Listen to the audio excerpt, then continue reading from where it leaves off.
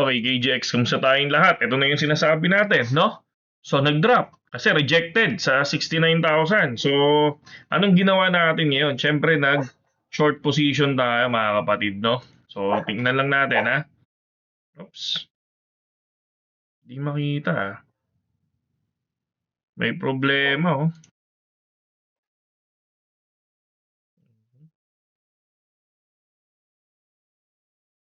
Buka natin dito.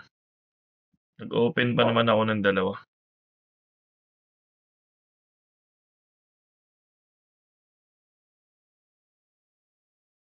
So, yan. Okay? So, ngayon, nandun tayo sa spot kanina, no? So, dito, mapapansin nyo, ito yung open trade natin. So, for Ethereum, 96%, 187. Tapos, BTC, 78%, 150. Pero, ang leverage lang natin, makikita nyo, ang bababa lang, 20 lang, okay? So, eto, pwede na itong i-TP, no? Pero magka-cut loss lang ako dito. Siguro sa Ethereum, hanggang 60%, and BTC hanggang 60% mamaya. And then ngayon, si Ren, no? Maganda yung profit natin dito kay si Ren, and then ngayon nakita natin bumagsak ulit. Nag-re-entry lang ako, kakapasok ko lang ngayon dito, tapos margin ko lang is mababa lang. Okay? And kay Lin, kung mapapansin natin kay Lin, mababa lang. Kahapon pa to naka-open pero negative 18 USDT tayo. Pero still good naman, di ba? So, ang ganda naman ng trade natin for BTC and Ethereum using yung ginagawa lang natin na basic support and resistance. Kasi minsan talaga totally, kahit naman sino, kahit naman yung ibang mga trader, lalo-lalo na sa ibang bansa or yung ginagamit din ng mga OG, is basic support lang, basic support and resistance. Ito, katulad nito, ang tinitingnan lang natin nito, naka-horizontal nga lang tayo eh. Tinitingnan lang natin yung horizontal. Tapos, ang checking lang natin, vertical lang, kung lilipad ba or magda-drop, parang ganun lang, di ba? Napaka-basic pero nakakapag-profit ka. So, siguro naman na dati, yung mga nakaraang video natin, kasi di ba, binura ko na yung mga guhit natin, ganun lang naman yung ginagawa natin eh, di ba? Hindi na ako tumitingin ng any indicator katulad ng PIBO, katulad ng iba. So, ano pa ba? RSI.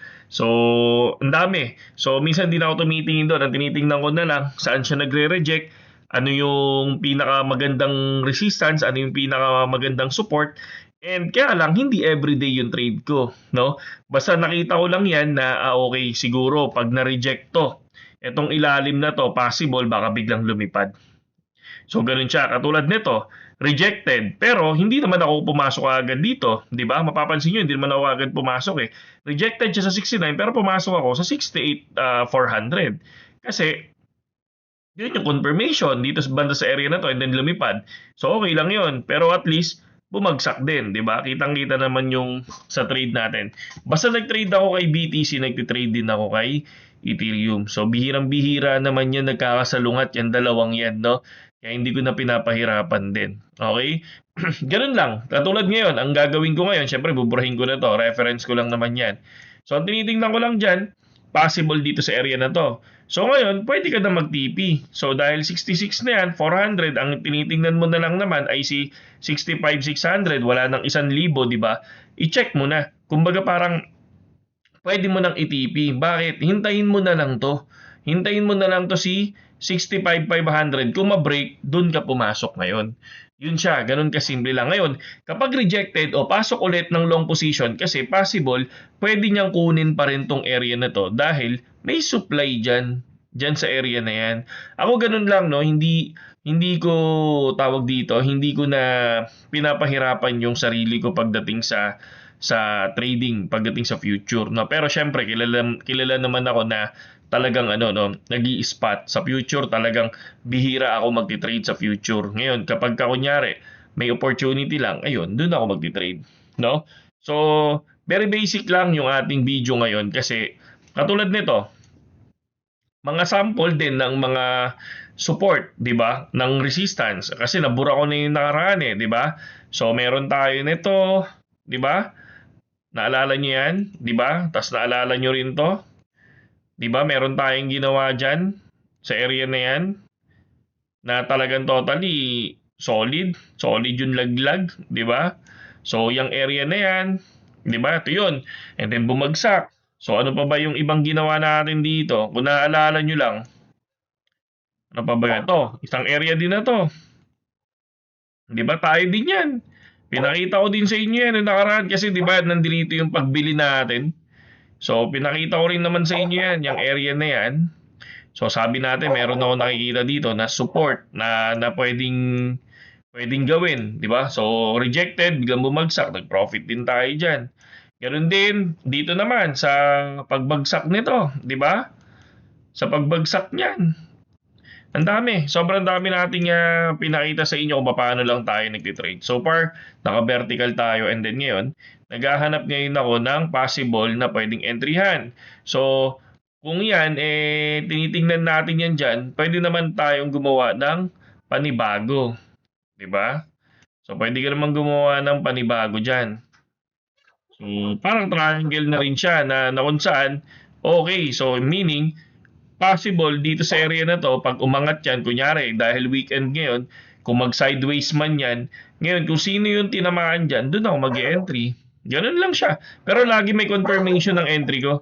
So, ibig sabihin, kunyari, rejected. Hihintayin ko yung next candle. Kasi baka mamaya rejected niya, bigla naman lumipad, di ba?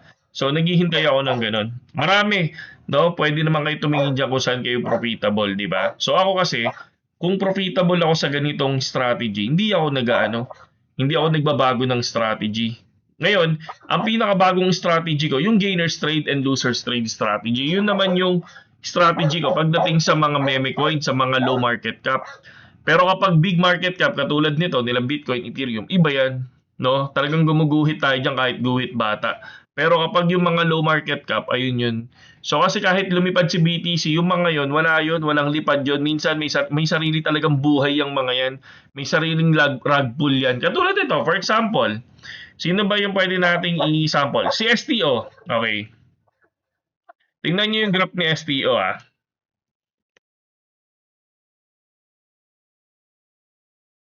STO. Ba't ako naka-TradFi kasi spot? Bakit wala siya? So, STO. Wala. So, market natin tingnan. Ito na sa STO. Punta tayo sa gainers strategy. Dito sa search. Gainers. STO. Ito. Tingnan nyo to sa STO. Another 200%. Pero 0.81 yan. Pero tingnan nyo kanina yung ginawa nitong hinayupak na to, no? Lumipad to ng 1.9, no? From here, no? 0.14 to 1.9 and then biglang nag-drop, no? From 1.9 biglang nag-drop ng 0.54, 'di ba? Saan nag-drop 'yan? Tingnan natin 15 minutes time frame. O sa 15 minutes time frame nag-drop siya ng ganyan, 'di ba? Sa 5 minutes. Sa 5 minutes pala, doon mo nakita 'yan sa 5 minutes from 1.9 to 0.05. So, ganoon ang ginagawa natin. So, gainers trade strategy, dinidiscuss ko 'yan doon sa Telegram na gagawin natin. So, yun lang mga kapatid at kung gusto niyo sumali dun sa Telegram na yun, kailangan gamitin niyo yung link natin dyan sa description. Pwedeng BitGet, pwedeng B2Nix, okay? And then PM niyo ako sa Telegram. Nandiyan naman yung link ko sa description mga kapatid. Okay? Saludo.